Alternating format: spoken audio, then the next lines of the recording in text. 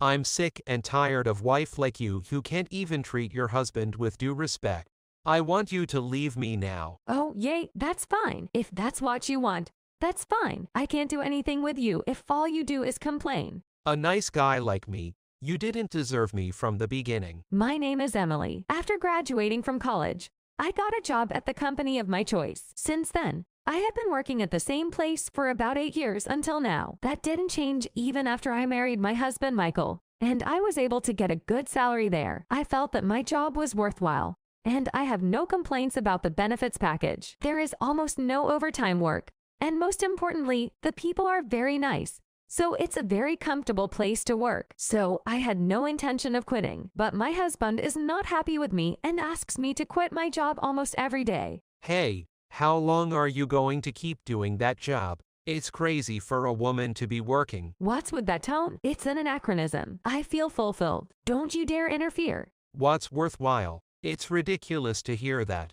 All you do is make tea, right? Don't talk to me like that just because you don't like the way I work. My husband really didn't like the fact that I was working anyway, but it was different when we first got married. You know, he must have respected my enthusiasm for work. I don't know when he changed his mind, but I guess that's how it is after 5 years of marriage. I've given up halfway through, but I'm tired of thinking that we have to go through this kind of exchange all the time. Hey, Emily, what is this meal today? I came home tired. And if you serve me something like this, you won't even be able to take away the fatigue you can get. You said you didn't want any food, but you suddenly came home and said you did, didn't you? I have no choice but to pay for it on hand. Even if I said I didn't need it, it's wife's responsibility to prepare for anything, no matter what. You should at least do your part. Every day I think about what I am going to do for dinner, but when my husband called to say he didn't need it, I dropped the plan and just made do with what I had. He suddenly came home and asked me to serve him a meal, and then I served him yesterday's leftovers, and this is what I got. What more do you want from me? I have a schedule too. I can't just cook and let it go to waste. You put your own schedule before your husband's hunger. What? That's why I'm serving you what you can eat. I can't eat this stuff. Go buy some right now. My husband got angry and went to take a bath. I can't help it.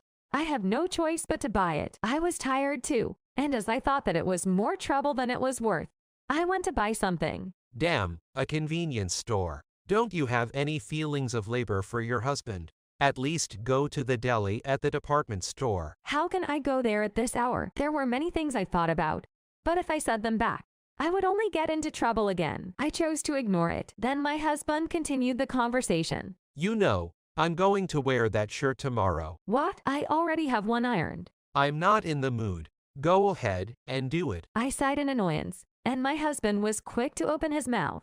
What's with that sigh? Nothing. You feel good if I just do it, don't you? I don't want to complain about the ironing either, but if you keep doing it like this every day, I will sigh. Then my husband started to say something sarcastic to me, who started ironing. Don't you think you are neglecting the house because you are working? You are not a good enough wife. What's that? What does that have to do with this? Actually, I'm in trouble, you know. If it bothers you so much, why don't you do the housework too? It would save me a lot of work, and you could have it your own way. You want me to do the housework? That's impossible. Don't you dare mock me. Whenever my husband is not happy with me, he puts the blame on me because I am working, and he doesn't seem to want to do our housework. Why don't I have the option to go to work? I have so many complaints, but I know that no matter how much I talk to my husband, things will never get better. Just when I was thinking that I had to do something, things suddenly changed. I called Emily here today for something. What's with that deliberate way of talking? This is our house. One day after dinner,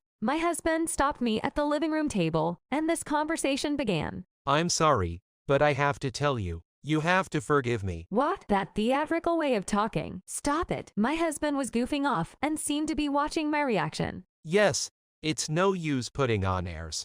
I'm going to be direct with you. Break up with me. What? What's wrong all of a sudden? There is no one who is not surprised when their husband suddenly confronts them with divorce. What do you mean? You were so nonchalant a moment ago, and now suddenly you're divorcing me. I can't stand your incompetence anymore. A wife you can't treat your husband with due respect is worthless. What is that? You were the one who did what you wanted, weren't you? My husband snickered and continued. We are a couple. But I don't want to think of you as family when all you do is work for your own convenience. Working should have been given the okay at the beginning of our marriage. And while my husband calls me incompetence, I consider my housekeeping skills to be average. It just seems as if I am slacking off because of my husband's freewheeling behavior. I couldn't help but to say something back to him. Then my husband became angry, slammed the table hard, and said, I am fed up with self-centered women like you who have no respect for her husbands.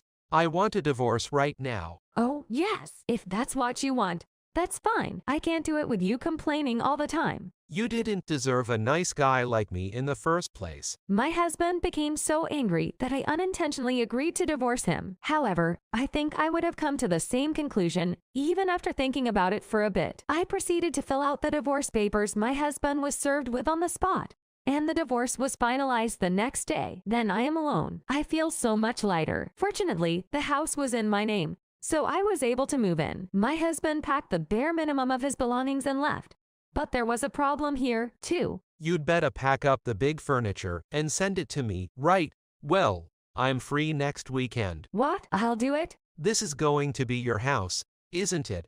Who else is going to do it? Why should I arrange for your luggage when you're a stranger? You're a clever little fellow, aren't you? You can do that, can't you? You have time to do your job. I still had nothing but complaints about the way he said it. But I decided that this was the last time I would do it. I'll never get involved with you again. I will never forgive you. I did as I was told, and arranged for a contractor to come next weekend to remove the large items. I was able to stretch my wings and enjoy life without anyone to sarcastically tell me what to do. I was able to work hard, and most importantly, I had more time to relax at home. Maybe it was a good thing that I had taken the plunge into divorce at that point in my life. I even wanted to praise myself for my actions. Then, I received a call from my ex-husband, who had received my package. I got the package. I guess we're complete strangers now. We were already strangers. I'll tell you something good at the end. I got married. What? Marriage? It has only been about a week since our divorce. I know.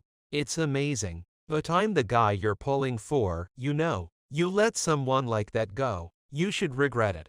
It's not like you're going to live alone from now on. My ex-husband's last communication to me was to report that he had gotten married. I didn't even ask him about it. But he continued to ramble on about what kind of a partner she was. She is the daughter of the company president, and extremely beautiful. She's always ladylike, and can take care of herself. Unlike you, she always smiles and speaks kindly to me. My ex-husband talks to me in an enraptured manner. She has the best family background and personality. Our meeting like that was just destiny. We met last spring. We were growing steadily in love. Wait a minute. Steady love? That would be cheating, wouldn't it? Ugh, I'm divorced now. It's your fault for not being good to me. You wanted to divorce me because you wanted to go that way. How ridiculous. I was the one who wanted to end the conversation because I didn't want to spend time with someone who had already left me. Huh. So, what are you trying to say? Her name is Stephanie, and even her name is beautiful. It's really perfect.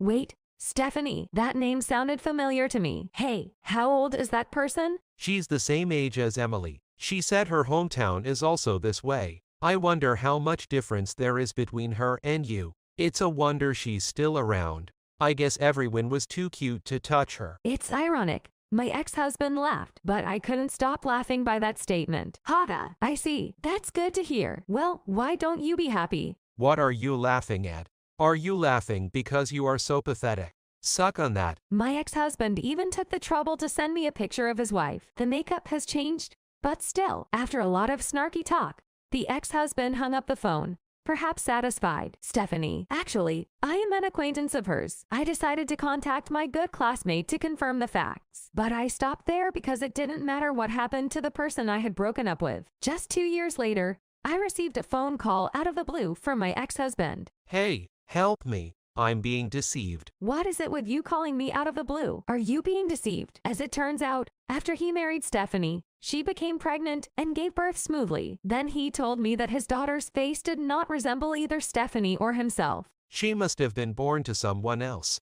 What should I do? Who should I tell? I don't know. Don't call me like that. I don't have anyone I can count on. Help me. I don't have a choice. I don't care if you get hurt. Okay. I don't care. Help me. Even if that kid is really of two of you, How can they be alike? What do you mean? How could he not look like either of them? You know why they don't look alike, don't you? You've had cosmetic surgery, right? How do you know that? I knew that my husband had cosmetic surgery because when I was cleaning the house, I found some documents with the details of his surgery written on them. I didn't mention it because everyone has their own complex, and it seemed to have happened before he met me. So? But I don't even look like I used to. My ex-husband even went to the trouble of sending me pictures of his children to complain. So what makes you think you're the only one? Stephanie does the same thing. If anything, she does a lot more. Huh? Actually, Stephanie and I were classmates from high school through college. Stephanie was famous, partly because of her distinctive name, and partly because her family was wealthy. What made her even more famous was cosmetic surgery. In high school, her personality and face were rather plain and unimpressive, and she was laughed at as being inferior to her name. However, as soon as she entered college, she underwent extensive cosmetic surgery and became a different person. Although her face certainly became prettier, her bad character exploded. She became a demon who seduces men, then dumps them, and then steals their money. She would brag about his family being rich, but she would make them pay tribute to her and then dump them. She would talk down to women because she was a little prettier, and they would bash her. She was a celebrity in that aspect as well. So when my ex-husband told me her name, it just hit me. No way. That can't be. She's that cute. It can't be. This baby looks just like Stephanie did in high school. Genes are really amazing. I couldn't stop laughing. This baby. What am I supposed to do with her? What am I supposed to do? Just raise her. Good luck as a father. I couldn't love such a non-cute little girl. With Stephanie's cute genes, she was supposed to give birth to a beautiful girl. What about you? You are finished as a human being. No matter what kind of child you have, if it's your own, it's cute, isn't it? Well, I don't care what happens to you, so don't call me about that. I said that and hung up the phone. I didn't care one bit if his child looked like him or not. However, because I answered the phone at that time, my ex-husband contacted me again. Help me. Stephanie blames me, and she spends all our money and doesn't do the housework. She was a bad guy, just like you said. Why didn't you stop me before we got married? Hey, don't call me every time. We were already broken up, and it didn't matter to me. My husband still tries to put the blame on me. From my point of view, he was the one who was cheating on me, and I didn't stop or anything. He married her on his own. I know how much you mean to me. Come back. Start over with me. Being with her is destroying me. It's so bad I can't even make a living. It seems that Stephanie has revealed her true nature to him as well. She spends all his money and is always strapped for living expenses, let alone housework and child care. Being the daughter of a company president, she has some support, but even that is spent and does not go toward their daily life. Moreover, she is always frustrated, and she is always angry with my ex-husband every day. If he says something back to her, she tells him that he doesn't make enough money or that he's not a good person. I can't take it anymore. Help me. My daughter is becoming more and more of a stranger to me. Huh? You think you know how great I am now? It's too late to say that. I'm sorry. I can put you back together now. Quit your job and start over with me. I'll drop everything and choose to be with you. You miss me too, don't you? What? You don't get it, do you? I'm not your servant. You're still just looking for someone to suit your needs. What's the matter? You know how lonely you are without me, don't you? You're going to be single for a long time. Don't make up your mind. I'm also very happy that you're not here. If you contact me anymore, I'm going to charge you alimony, including for cheating on me. My ex-husband didn't listen to me and cried half-heartedly, but I ignored him. After that, he kept contacting me, and the situation had become much more annoying than before the divorce. I get long-winded, daily diary-like communications and reports of what Stephanie has done to him. I decided to hire a lawyer and discuss this situation with him. As I declared, I decided to demand compensation for the cheating and the inconvenience caused. Of course, I have blocked all contact from this point on. I heard this later through a classmate.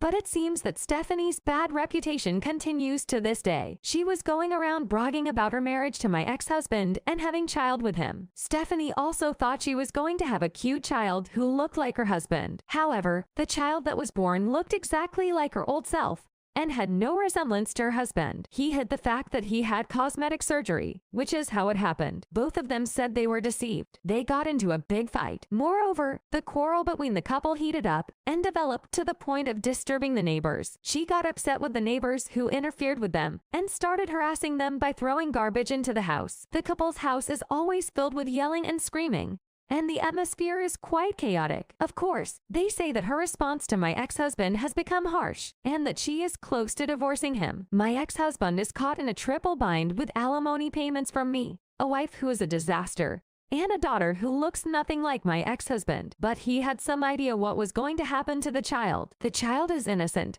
so he should be able to love her plenty. I am able to spend time with a refreshed mind because I am finally out of the relationship with him. When I get together with my classmate, it has become a regular thing to pick up the stories of the two of us.